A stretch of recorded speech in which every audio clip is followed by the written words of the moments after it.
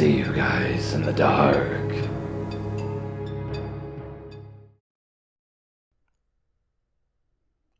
When I was about 18, I made some bad decisions, and I was fighting with my mom a lot. I decided to move out of my mom's house and move in with this guy I was seeing who was kind of shady, and had some kind of shady friends. But I was at that age where I thought I knew everything, and I didn't listen to anyone, so we had to move out of the place that we were staying, and a guy he had worked with before offered to let us stay at his place. We moved in with that guy, and at the time, I didn't have a car. I wasn't working at the time, but my boyfriend was looking for a job, because the guy we were staying with works nights. He was there all the time during the day when I was alone, and my boyfriend, since he was looking for work, was out all day, every day. So it was just me and this guy. The guy was a drunk. Not like an angry drunk or anything. Just like one of those guys that sits around and drinks all the time and doesn't really do anything. So no big deal. He was a little creepy and stared at me a lot, but I was young and stupid and didn't think much of that either.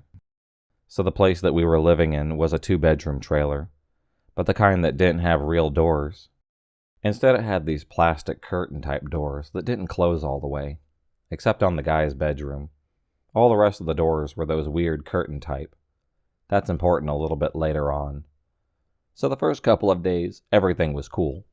The guy shared his beer with us and pretty much left us alone. The first day my boyfriend went to go look for work, and I was alone with this guy. I was sitting in the living room, just hanging out, playing solitaire with a deck of cards, and listening to the radio. The guy comes out of his bedroom and starts to stare at me again. I'm a little creeped, but figured whatever. The guy just seems harmless enough. So I pretty much ignored him. He sat there for like an hour, just drinking beer and staring at me. Then said that he was going to go take a nap. The next thing I hear, he's jerking off loudly. He's making all kinds of grunting and moaning sounds in the back room, and it was a little weird, but he was letting us stay there rent-free, so whatever. About the time he quiets down, my boyfriend gets back. He comes back out and is hanging out like nothing is going on. I was a little weirded out, but I went for a walk with my boyfriend and told him about it. He didn't seem too worried. The next day, the same thing again. Boyfriend leaves to go for work, and I'm in the house alone with the creeper roommate. So same thing again. I'm sitting in the living room, playing cards, and listening to the radio, just like the day before. He comes out and drinks for a little while and stares at me, then says something about taking a nap. This time I hear him, jerking off again, and he starts moaning my name very loudly. I was really weirded out at this point, but like before, my boyfriend comes back about the same time he quiets down, and we go for a little walk. I told him about it, and he thought that that was weird, but still figured that the guy was harmless. The next day, same routine. Boyfriend leaves for work. I'm sitting in the living room playing cards on the couch. Creeper comes out and starts drinking again. This time, he starts talking to me. So I've been meaning to talk to you about some things, okay? So I like to masturbate. I wanted to know if that makes you uncomfortable. I guess not. I mean, it's your house and all. You can do what you want. Good. I just wanted to make sure that you were okay with it. I'm thinking that's the end of it, and he's going to go back to his room like the last couple of days. When the creeper opens his pants and starts jerking off right there in the chair in the room with me, I started pretending to focus really hard on the card game, like he's not wanking it like a subway hobo on the other side of the room, because I just don't know what else to do. And this creeper gets up with his penis hanging out of his pants and lays down on the floor next to the couch I'm sitting on. I remember mumbling something about wanting to go for a walk, and I noped the fuck over back to the couch and bolted for the door. I waited outside till my boyfriend got home and told him about it again. This time when I told him about it, he suggested that we go pick up my dog from my mom's house. The dog I had at the time was a little Pomeranian-looking thing, but he was aggressive as fuck, and at least it was something. So that night, we walked to my mom's house and pick up the dog. The next day, my boyfriend was staying at a friend's house overnight to help him move, and left me there alone. Again, shady boyfriend, bad decisions. Since I knew that he wouldn't be there that night, I decided to chill in our bedroom with the dog instead of hanging out in the living room, and take a nap early in the day when the guy would be at work, because I was pretty sure that I wouldn't really be sleeping that night.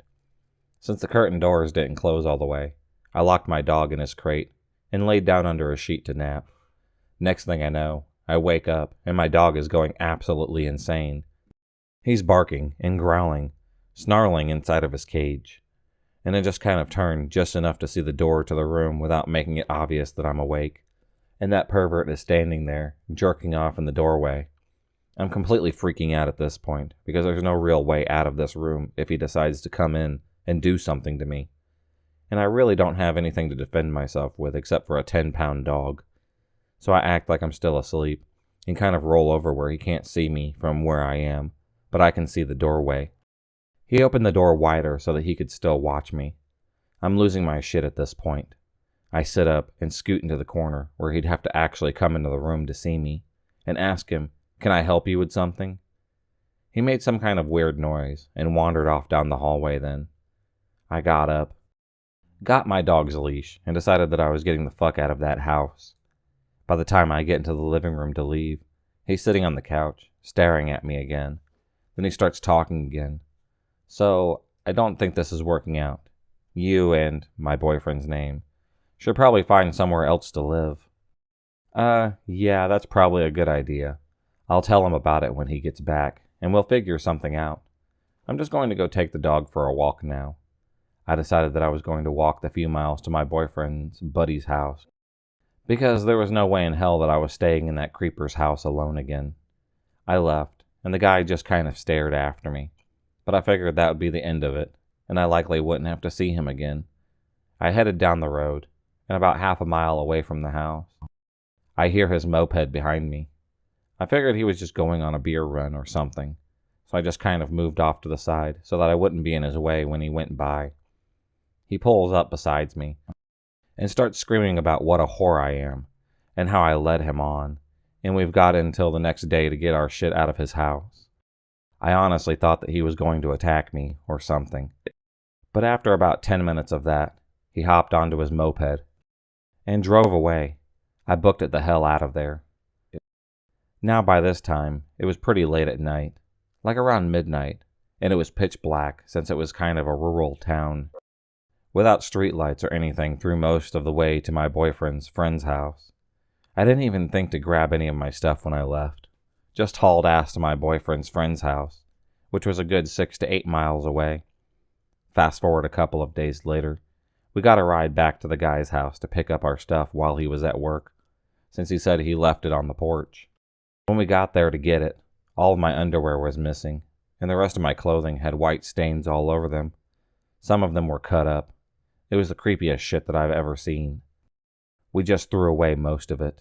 We found out later that apparently the guy was known around the place, that he worked as Uncle Perv, because he's gotten in trouble a few years back for doing the same kind of thing to his niece when she was staying with him for a little while. So Uncle Perv, I really don't want to ever see you again. There's nothing like home, right? Well, that depends. Depends on who you share the accommodation with. Sometimes we complain about housemates that don't wash their dishes, or that leave a mess in a communal space. My case was a bit different. I lived with someone a bit more extreme than that of a lazy person. His name is James, and at the time he was 32 years old. A fatty, bald guy that used to smell of pepperoni pizza. He's been eating pepperoni pizza for months.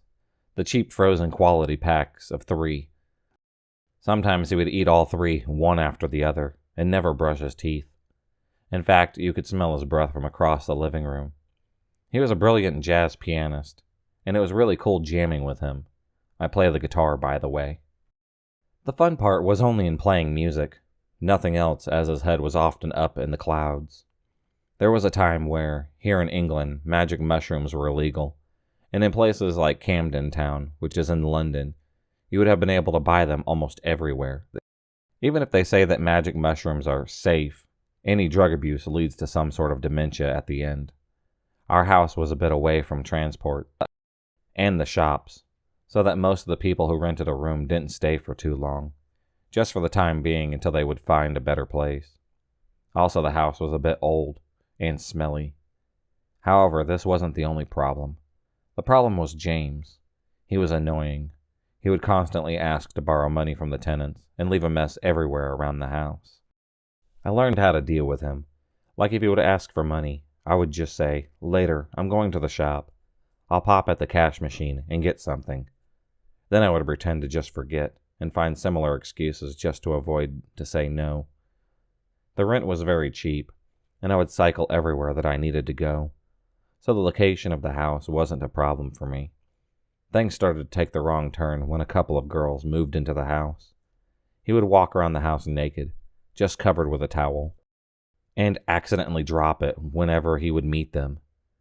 And then he would just smile. The first time it happened, I just laughed it off. Seeing the face of the girl totally embarrassed in front of this round, pink, bald, sweaty, hairless guy was too funny not to laugh at. But by the third time it happened, I started to feel very creeped out. It had happened a few times when I was in the kitchen talking to my girlfriend, who was one of my housemates. He would just walk in, drop his towel, smile, and try to make conversation. But we would just leave the room feeling uncomfortable of what we just witnessed. It probably happened lots of times. I only saw it happen 3 or 4 times. It's not all. When the girls would literally run away when they saw him, he would chase them up the stairs and confess his love for them, which it would creep them out even more. I can't imagine how disgusting it must have been for these girls to be tormented in this way. I'm not too sure exactly when I reckoned it was time to move out for me too, but on one occasion, while talking to my next house neighbor, a very nice elderly lady, she told me that she saw him once dancing in the garden, or doing some sort of ritual. He was completely naked, all covered in engine oil, wearing a pair of knickers in his head, and singing some made-up Arabic song. I tried to reassure her, saying maybe he was just doing a video, as he used to play a lot with an old Super 8 camera. But of course, I knew he wasn't doing any kind of video. He probably was completely out of his trolley, trying to scare the neighbors with his weirdness. That was something that I couldn't excuse or even laugh about. An alarm bell started ringing in my head. He wasn't just a pervert. He was crazy. He had a cat, and the cat used to bring little bunnies inside the house. Of course, the bunnies would have been badly hurt. That's what cats do. They don't kill or just eat them. They just play with these little creatures. I knew a vet that used to rescue bunnies for free. He had a garden full of them. But James seemed to love finishing the bunnies by snapping their necks off and dumped them in a field near the house. In the field, there was a playground for kids. So I imagined that kids would encounter some of these dead bunnies while walking into the park. He also used to do stupid things like asking to borrow a lighter, light up his rolling cigarette, and pocketing the lighter right in front of the person that he just borrowed the lighter from.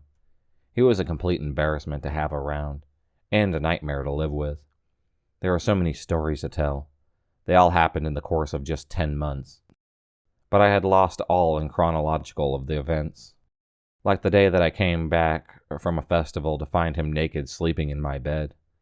I remember shouting to him to leave my room, but he wouldn't. I was so furious that I called the police before I would bash him with a metal bar of the scaffolds that were abandoned in the garden. But guess what the police told me? Note, this was at 3 at night. They told me, "You are both adults. You should be able to deal with it peacefully." So, fuck the police. I started wrecking his room to get him out of mine, and it worked. Seriously, what would you have done? Cooking my own meal was also always something to be careful of. I had to be present in the kitchen at all times, or he would just spoon the food straight from the pot into his mouth when I wasn't there. Taking a bath after he did was also so disgusting, as using the toilet after he used it. You don't want me to be descriptive about it. You know very well what it's like to have a bath filled with pubic hair and brown spots of God knows what. And you know how disgusting it is to flush somebody else's poop. I now live on my own, and I have absolutely no intentions to share my flat with anybody. I wish that I would be able to tell this story to other people in a better way, but English isn't my first language, and honestly, I'd like to forget about this terrible experience. Allow me to advise you this. If you need to share rent with somebody, make sure that it is not a weirdo, or you may end up with somebody just like this, if not even worse. If you enjoyed this video, please subscribe, like, and hit the bell for notifications on future videos and become a stalker of the night. And I'll see you next time.